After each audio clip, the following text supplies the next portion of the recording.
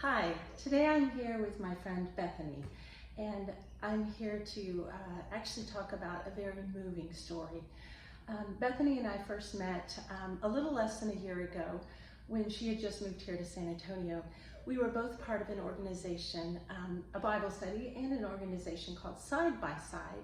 Bethany is from Oklahoma, and she graduated from OU with a degree in special education, where she worked for 11 years.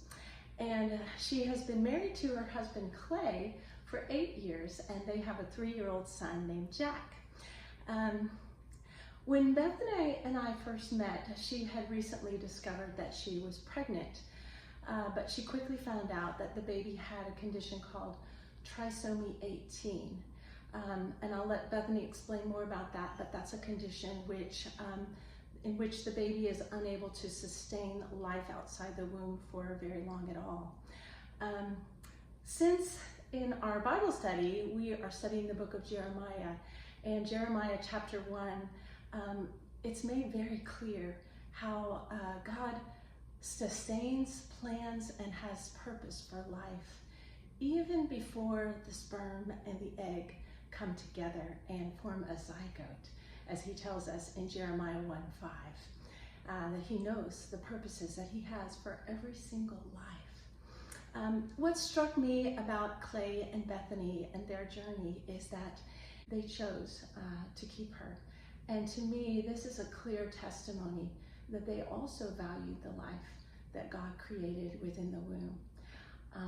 I have asked Bethany to come and share just a little bit about her journey, what brought them to that decision, as well as what they experienced along the way, and just the things that they've learned and how they've grown through this experience. So I'm going to turn it over to Bethany now. As Jackie said, my name is Bethany. We moved to San Antonio in August of last year. We didn't know anybody. We didn't have family out here. We didn't have friends out here. And like Jackie said, found I was recently pregnant. We kind of knew this was a rocky start. I really struggled finding an OB who would take on a new patient who was older. So I just kind of had an idea that this was going to be a very difficult journey.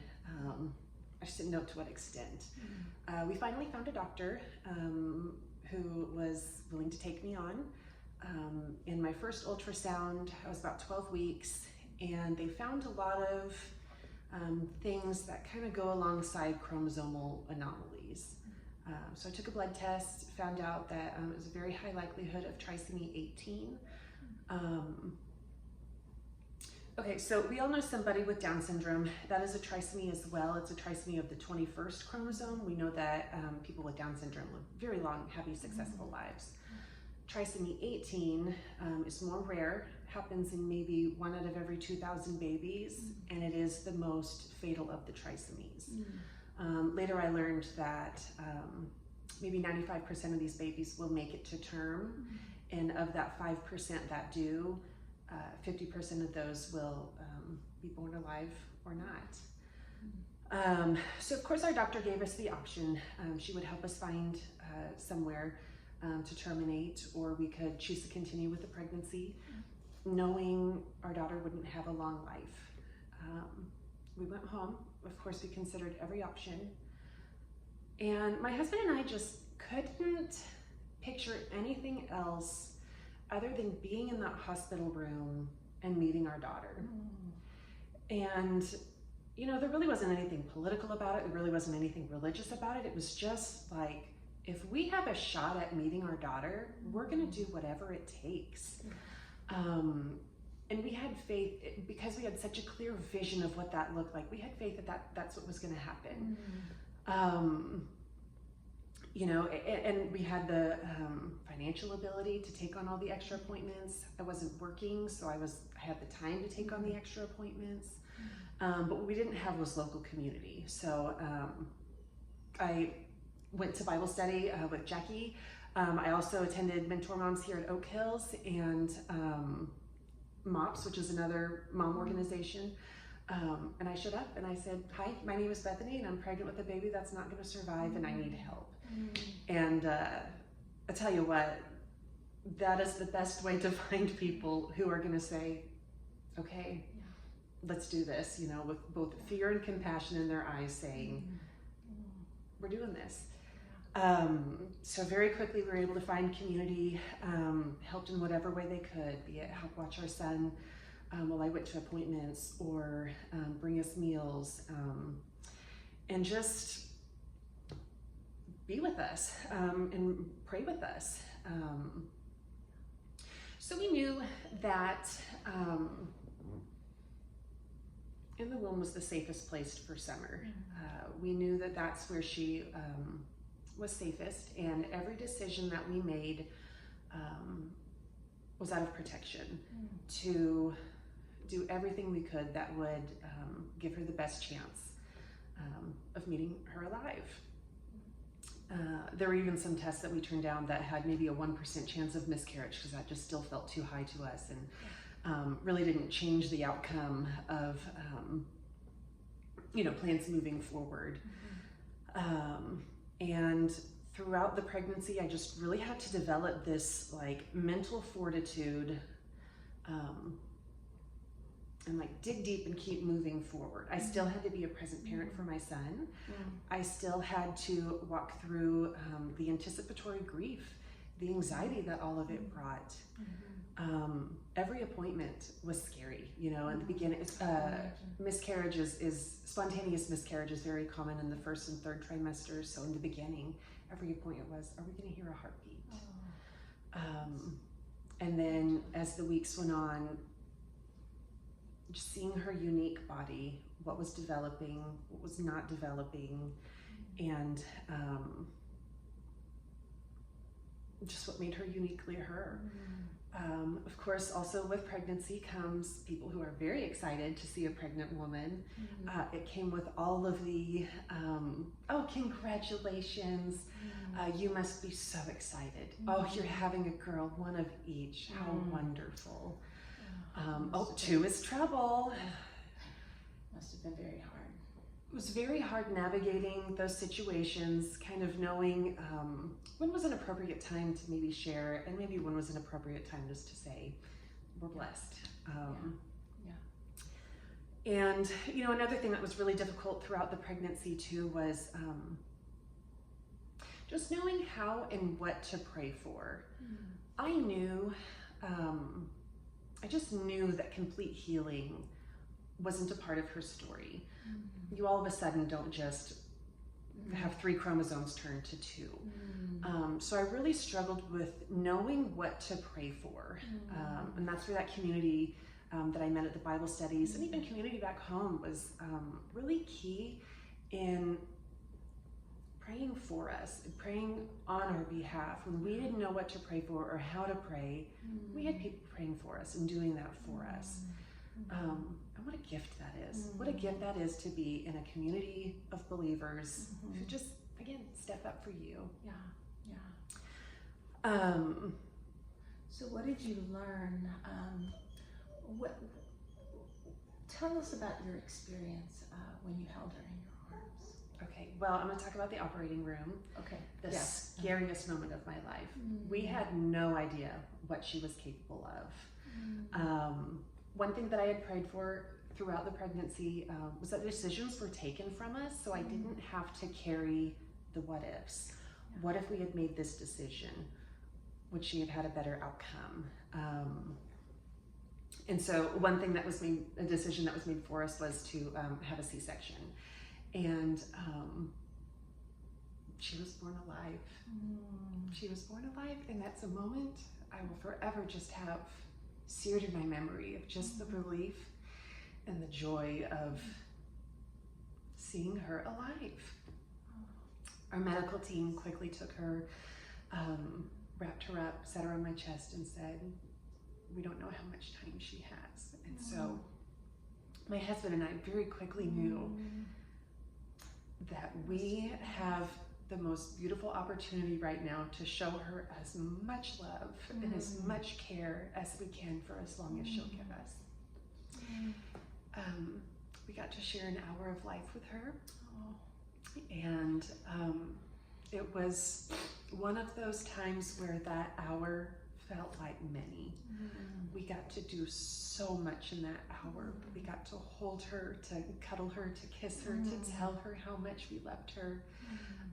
One of my biggest dreams was to be able to hold both of my kids alive, and I got to do that. I mean, just talk about a magical moment. That first of all, like, what we had seen in the beginning was what we got to live and experience. She got to meet our families. We got to read verses over her life. And ultimately, I got to be the one who held her into her death, which is the greatest honor of my life. Honor, yet very difficult, perhaps, as well. Very difficult, but you know what? It wasn't actually the most difficult part. We still got to keep her. Our medical team allowed us to have as much time with her as we wanted, so we got to continue making memories with her. We gave her a bath, we got footprints, we got handprints, we got as many little moments captured on, you know, camera that we could. And I think it's easy for people to say, oh, well, you know where her soul is, and forget the importance of the body.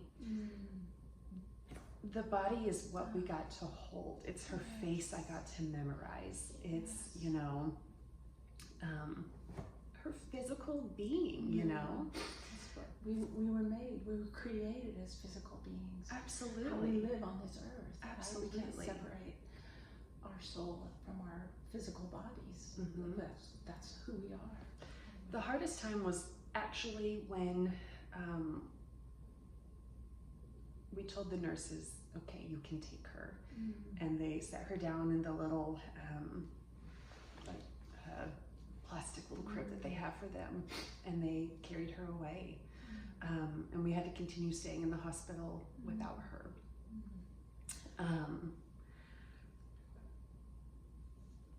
2 weeks later, we had her funeral. Jackie officiated that for us, and you know, it truly got to be a celebration of her life. She actually got her name. It was one of those like providences from God. When I was a kid, I always knew, oh, if I have a little girl, I'm gonna name her Summer. And it ended up being the perfect name for her. There was so much darkness that was surrounding her with her diagnosis and just everything that, you know, came with it, that she didn't know any of that.